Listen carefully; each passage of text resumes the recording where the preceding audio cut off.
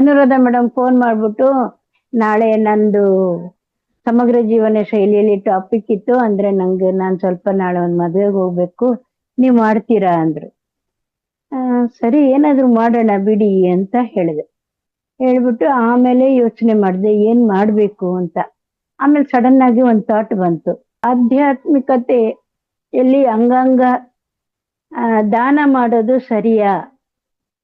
Scientifically ಅದು okay, ಅಂಗಾಂಗ ದಾನ ಮಾಡಿದ್ರೆ ಪುಣ್ಯ ಬರುತ್ತೆ ಹಂಗೆ ಹಿಂಗೆ ಅಂತೇಳಿ. ಯಾಕಂದ್ರೆ ದೇವರು ನಮ್ಗೆ ಎಲ್ಲ ಅಂಗಾಂಗ, ಪ್ರತಿಯೊಂದು ಅಂಗಾಂಗ ನೀಟಾಗಿ ಕೊಟ್ಟಿದ್ದಾನೆ. ನಾವು ನನ್ನ ಮನ್ಸಿಗೆ ಏನ್ ಬಂತು, ಅವನು ನಮ್ಗೆ ಎಷ್ಟು ನೀಟಾಗಿ ಕೊಟ್ಟಿದ್ದಾನೆ ಅಷ್ಟೇ ನೀಟಾಗಿ ನಾವು ವಾಪಸ್ ಅವನು ಕೊಡ್ಬೇಕು, ಆ ತರ ಒಂದು ಮೆಂಟಾಲಿಟಿ ಇತ್ತು ನನ್ಗೆ. ಸರಿ ಅಂತ ಹೇಳಿ ನಾನು ತಕ್ಷಣ ಸರ್ಚ್ ಮಾಡಿದೆ, ಆಧ್ಯಾತ್ಮಿಕ ಏನ್ ಹೇಳುತ್ತೆ ಅಂಗಾಂಗ ಧ್ಯಾನಕ್ಕೆ ಅಂತ. ನಾನು ಅದರ ಡೀಟೇಲ್ಸ್ ಸ್ವಲ್ಪ ಹೇಳಲಿಕ್ಕೆ ಇಷ್ಟಪಡ್ತೇನೆ. ನನ್ಗೆ ಇವತ್ತು ಗ್ಲಾಸ್ ಇಲ್ಲ, ಕನ್ನಡಿ ಇಲ್ಲ, ರಿಪೇರಿ ಕೊಟ್ಟಿದ್ದೇನೆ. ಹಾಗಾಗಿ ಏನಾದ್ರು ತಪ್ಪಿದ್ರೆ ಸ್ವಲ್ಪ ಕ್ಷಮಿಸಿ ಅಡ್ಜಸ್ಟ್ ಮಾಡ್ಕೊಳ್ಳಿ. ಆಧ್ಯಾತ್ಮಿಕ ದೃಷ್ಟಿಯಲ್ಲಿ ಅಂಗಾಂಗ ದಾನದ ಪ್ರಾಮುಖ್ಯತೆ, ಇದು ಟಾಪಿಕ್. ನಮ್ಮ ಧರ್ಮ ಮತ್ತು ಆಧ್ಯಾತ್ಮಿಕ ದೃಷ್ಟಿಕೋನದಲ್ಲಿ ಅಂಗಾಂಗ ದಾನ ಅಂದ್ರೆ ಆರ್ಗನ್ ಡೊನೇಷನ್ ಮಾಡೋದು ಅತ್ಯ ಉನ್ನತ ಪುಣ್ಯ ಕಾರ್ಯ ಅಥವಾ ಮಹಾದಾನ ಎಂದು ಹೇಳಬಹುದು. ಜೀವದಾನ ಅಂದ್ರೆ ನಮ್ಮ ಸಾವಿನ ನಂತರವೂ ಮತ್ತೊಬ್ಬರ ಜೀವ ಉಳಿಸುವುದು ಅತ್ಯಂತ ಸಾರ್ಥಕ ಕೆಲಸ. ದೇಹವು ಕೇವಲ ಒಂದು ವಸ್ತ್ರವಿದ್ದಂತೆ. ಆತ್ಮವು ದೇಹವನ್ನು ತೊರೆದ ಮೇಲೆ ಆ ದೇಹದ ಭಾಗಗಳು ಇನ್ನೊಬ್ಬರಿಗೆ ನೆರವಾದ್ರೆ ಅದು ಪರಮ ಕರುಣೆ. ದಧೀಚಿ ಮುನಿಯ ಉದಾಹರಣೆ. ಪುರಾಣಗಳಲ್ಲಿ ದಧೀಚಿ ಮುನಿಯು ಲೋಕ ಕಲ್ಯಾಣಕ್ಕಾಗಿ ತನ್ನ ದೇಹದ ಮೂಳೆಗಳನ್ನೇ ದಾನ ಮಾಡಿದ್ದು ಅಂಗದಾನಕ್ಕೆ ದೊಡ್ಡ ಸ್ಫೂರ್ತಿ. ದಧೀಚಿ ಮುನಿ ಅಂದ್ರೆ, ದಧೀಚಿ ಮುನಿಯವರು ಒಂದು ತುಂಬಾ ಶ್ರೇಷ್ಠ ಋಷಿಯವರು. ಅವರು ಒಂದು ನಿಮಿಷ, ದಧೀಚಿ ಮುನಿ ಏನ್ ಮಾಡಿದ್ರು, ಅವರ ಬೆನ್ನು ಮೂಳೆಯನ್ನು ದಾನ ಮಾಡಿದ್ರು. ಯಾಕೆಂದ್ರೆ ಅವರು ನೋಡಿ ಮಹಾ ತಪಸ್ವಿ, ತ್ಯಾಗ ಮತ್ತು ಲೋಕ ಕಲ್ಯಾಣಕ್ಕಾಗಿ ತಮ್ಮನ್ನೇ ಅರ್ಪಿಸಿಕೊಂಡ ಮಹಾನ್ ಋಷಿಗಳಲ್ಲಿ ಒಬ್ರು ಅವರು ಪುರಾಣಗಳಲ್ಲೆಲ್ಲ ಹೇಳುವಂತೆ ಅವರು ಒಂದು ಪ್ರಸಿದ್ಧ ಮಹರ್ಷಿ. ಅವರ ಕತೆ ಭಾಗವತ ಪುರಾಣ, ಮಹಾಭಾರತ ಹಾಗೂ ಇತರ ಪುರಾಣಗಳಲ್ಲೂ ಬರುತ್ತೆ. ಅದು ದಧೀಚಿಯವರು ಅಥರ್ವಣ ಮಹರ್ಷಿಯ ವಂಶದಲ್ಲಿ ಜನಿಸಿದ ಮಹಾನ್ ತಪಸ್ವಿ, ಅಪಾರ ಯೋಗ ಶಕ್ತಿ ಮತ್ತು ಜ್ಞಾನ ಹೊಂದಿದ್ರು. ದೇವತೆಗಳಿಗೂ ಗೌರವಾನ್ವಿತ ಋಷಿಯವರು. ಒಂದ್ಸರಿ ಏನಾಗುತ್ತೆ, ವಿತ್ರ ಎಂಬ ಅರಸನು ಅಸುರ ರಾಕ್ಷಸ, ಅವನು ದೇವತೆಗಳಿಗೆಲ್ಲ ತುಂಬಾ ಕಾಡ್ತಾ ಇರ್ತಾನೆ. ಅವನಿಗೆ ತುಂಬಾ ಶಕ್ತಿ ಇತ್ತು. ಹಾಗಾಗಿ ಎಲ್ಲ ದೇವರು, ಇಂದ್ರ ಸೇರಿದಂತೆ ಎಲ್ಲರೂ ಅವನ ಹತ್ರ ಸೋಲೊಪ್ಕೊಬಿಟ್ಟಿದ್ರು. ಆಮೇಲೆ ಎಲ್ಲ ದೇವತೆಗಳು ವಿಷ್ಣು ಹತ್ರ ಹೋಗಿ ಸಹಾಯ ಕೇಳ್ತಾರೆ. ಆಗ ವಿಷ್ಣು ಹೇಳ್ತಾರೆ, ದಧೀಚಿ ಋಷಿ ಎಲುಬಿನಿಂದ ತಯಾರಿಸಿದ ವಜ್ರಾಯುಧದಿಂದ ಮಾತ್ರ ಆ ವೃತಾಸುರನನ್ನು ಸಂಹರಿಸಬಹುದು. ಅದಕ್ಕಾಗಿ ದಧೀಚಿ ಋಷಿಯ ದೇಹ ತ್ಯಾಗ ಅಗತ್ಯ ಅಂತ ಹೇಳ್ತಾರೆ. ಆಗ ದಧೀಚಿ ಋಷಿ ಹತ್ರ ಎಲ್ಲ ದೇವತೆಗಳು ಹೋಗಿ ಲೋಕ ಕಲ್ಯಾಣಕ್ಕಾಗಿ ತಮ್ಮ ಎಲುಬುಗಳನ್ನು ದಾನವಾಗಿ ಕೇಳ್ತಾರೆ. ಕೇಳಿದಾಗ ದಧೀಚಿ ಋಷಿ ಹೇಳ್ತಾರೆ, ಈ ದೇಹ ಶಾಶ್ವತ ಅಲ್ಲ, ಇದು ಒಂದಿನ ನಾಶ ಆಗೋದೆ. ಆದ್ದರಿಂದ ಲೋಕಕ್ಕೆ ಉಪಕಾರವಾಗುವಂತೆ ಅದನ್ನು ದಾನ ಮಾಡುವುದು ಶ್ರೇಷ್ಠ ಅಂತ ಹೇಳ್ಬಿಟ್ಟು ಅವರ ಯೋಗ ಬಲದಿಂದ ಶಾಂತವಾಗಿ ದೇಹ ತ್ಯಾಗ ಮಾಡ್ತಾರೆ. ಆಮೇಲೆ ಅವರ ಎಲುಬುಗಳಿಂದ ವಜ್ರಾಯುಧ ತಯಾರಿಸಿ ಆ ವಜ್ರಾಯುಧದಿಂದ ಇಂದ್ರನು ಆ ರಾಕ್ಷಸರನ್ನು ಸಂಹರಿಸ್ತಾನೆ.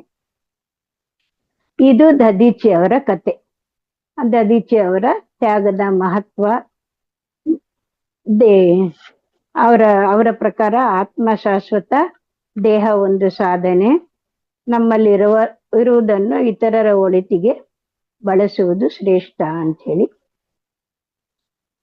ನಂತರ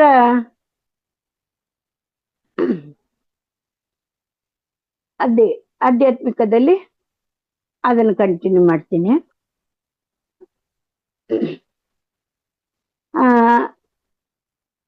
ಅಂಗದಾನ ಮಾಡುವುದರಿಂದ ಮುಂದಿನ ಜನ್ಮದಲ್ಲಿ ತೊಂದರೆಯಾಗುತ್ತದೆ ಎಂಬುದು ಕೇವಲ ಒಂದು ಕಲ್ಪನೆ. ಅಂಗಾಂಗ ದಾನ ಮಾಡಿ ಸಾವಿನ ನಂತರವೂ ಜೀವಂತವಾಗಿ ಇರಬಹುದು. ಮತ್ತೆ ಅಂಗಾಂಗ ದಾನ ಮಾಡೋದಕ್ಕೆ ಕೆಲವು ಪ್ರೊಸೀಜರ್ ಇದೆ, ಅದನ್ನ ಹೇಳ್ತೀನಿ ನೋಡಿ. ಒಬ್ಬ ಸಂಚಾರಿ ವಿಜಯ್ ಅಂತ ಇದ್ರು, ತುಂಬಾ ಒಳ್ಳೆ ನಟ. ಅವರು ಹೀಗೆ ಆಕ್ಸಿಡೆಂಟ್ ಅಲ್ಲಿ ಅವರ ಬ್ರೈನ್ ಡೆಡ್ ಆಗೋಯ್ತು. ಅದ್ರ ಮೇಲೆ ಏನ್ ಮಾಡಿದ್ರು, ಅವರು ಅಂಗಾಂಗ ದಾನದ ಬಗ್ಗೆ ಅವಾಗ ಎಲ್ಲಾ ಕಡೆ ಚರ್ಚೆ ನಡೀತು. ಆಮೇಲೆ ಯಾರು ಹೇಗೆ ಅಂಗಾಂಗ ದಾನ ಮಾಡಬಹುದು ಈ ಬಗ್ಗೆ ಧರ್ಮಗಳು ಏನಂದು ಹೇಳ್ತದೆ ಅಂತ ತಿಳಿಯೋಣ.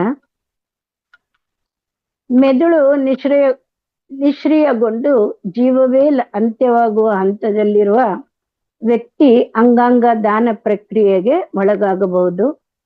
ಬ್ರೈನ್ ಡೆಡ್ ಅಥವಾ ಮೆದುಳು ಸಾವು ಸಂಭವಿಸಿದ್ದಲ್ಲಿ ವ್ಯಕ್ತಿ ಮೃತರಾದಂತೆ.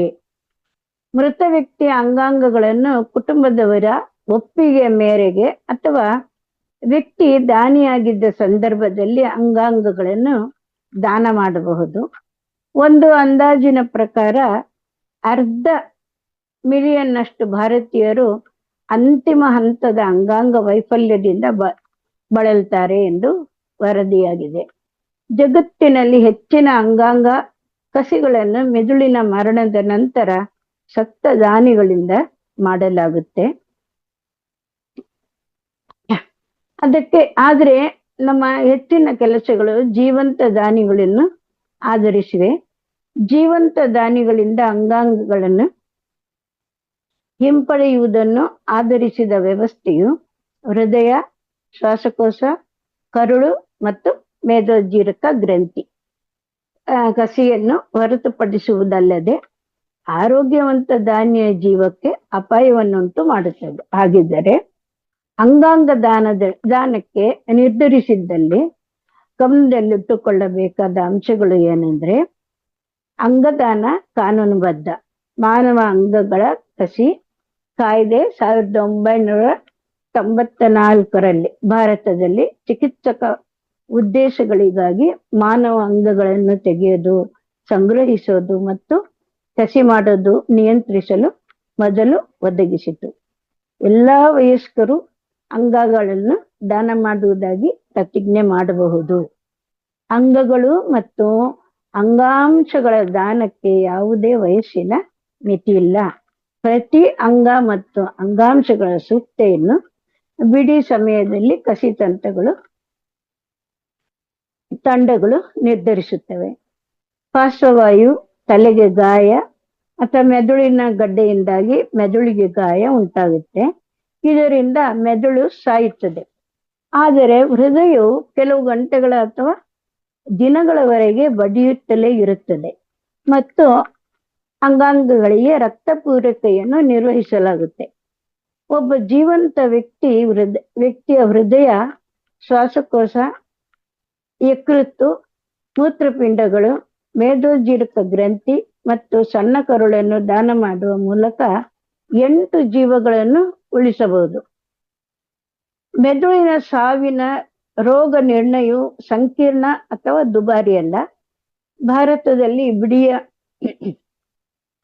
ರೋಗ ನಿರ್ಣಯವು 4 ವೈದ್ಯರ ತಂಡವು ನಡೆಸಿದ ಹಾಸಿಗೆಯ ಪಕ್ಕದ ಪರೀಕ್ಷೆಗಳನ್ನು ಆಧರಿಸಿ ಮತ್ತು 6 ಗಂಟೆಗಳ ನಂತರ ಪುನರಾವರ್ತನೆ ಆಗುತ್ತೆ. ಇದಕ್ಕೆ ಯಾವುದೇ ದುಬಾರಿ ಪರೀಕ್ಷೆಗಳ ಅಗತ್ಯ ಇರುವುದಿಲ್ಲ. ಯಾವುದೇ ಧರ್ಮ, ಜಾತಿ, ಅಂಗಾಂಗ ದಾನಕ್ಕೆ ಅಡ್ಡಿಯನ್ನುಂಟು ಮಾಡೋದಿಲ್ಲ. ಪ್ರತಿಯೊಂದು ಧರ್ಮಗಳು ಅಂಗಾಂಗ ದಾನಕ್ಕೆ ತಮ್ಮದೇ ಆದ ವಿವರಣೆಗಳನ್ನು ನೀಡ್ತಾರೆ ಮತ್ತು ಶ್ರೇಷ್ಠ ದಾನ ಎಂದು ಕೊಂಡಾಡಿದ್ದಾರೆ. ಹಿಂದೂ ಧರ್ಮದಲ್ಲಿ ಆತ್ಮಕ್ಕೆ ಸಾವಿಲ್ಲ, ದೇಹಕ್ಕೆ ಸಾವಿದೆ. ಹಾಗಾಗಿ ನಶ್ವರ ದೇಹದ ಬಗ್ಗೆ ಆಸೆಯನ್ನು ಹೊಂದಿರಬಾರದು ಅಂತ ಹೇಳ್ತದೆ ಹಿಂದೂ ಧರ್ಮ. ಸಿಖ್ ಧರ್ಮ ಏನ್ ಹೇಳ್ತದೆ, ಸತ್ತವರು ಸದ್ಗುಣಶೀಲ ಕಾರ್ಯಗಳ ಮೂಲಕ ಜೀವಿಸುವವರೊಂದಿಗಿನ ಸಂಬಂಧವನ್ನು ಸಾರಿ ಮಾಸ್ಟರ್ ಅಂದೆ.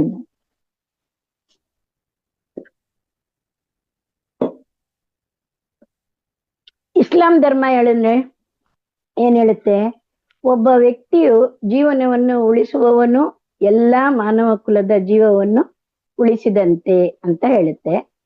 ಕ್ರಿಶ್ಚಿಯನ್ ಧರ್ಮ ಏನ್ ಹೇಳುತ್ತೆ, ತ್ಯಾಗ ಮತ್ತು ಇತರರಿಗೆ ಸಹಾಯ ಮಾಡುವುದು ಕ್ರಿಶ್ಚಿಯನ್ ಧರ್ಮದಲ್ಲಿ ಸ್ಥಿರವಾದ ವಿಷಯಗಳಾಗಿವೆ.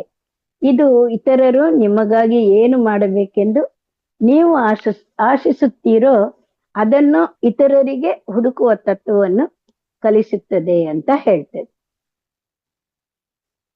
ಮತ್ತೆ ನಿಮ್ಗೆ ಪ್ರೊಸೀಜರ್ ಬೇಕಾದ್ರೂ ಹೇಳ್ತೀನಿ.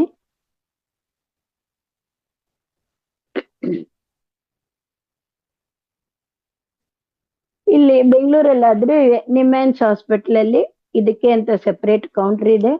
ನಾವು ಬೇಕಾದ್ರೆ ಅಲ್ಲಿ ಹೋಗಿ ರಿಜಿಸ್ಟರ್ ಮಾಡ್ಕೋಬಹುದು.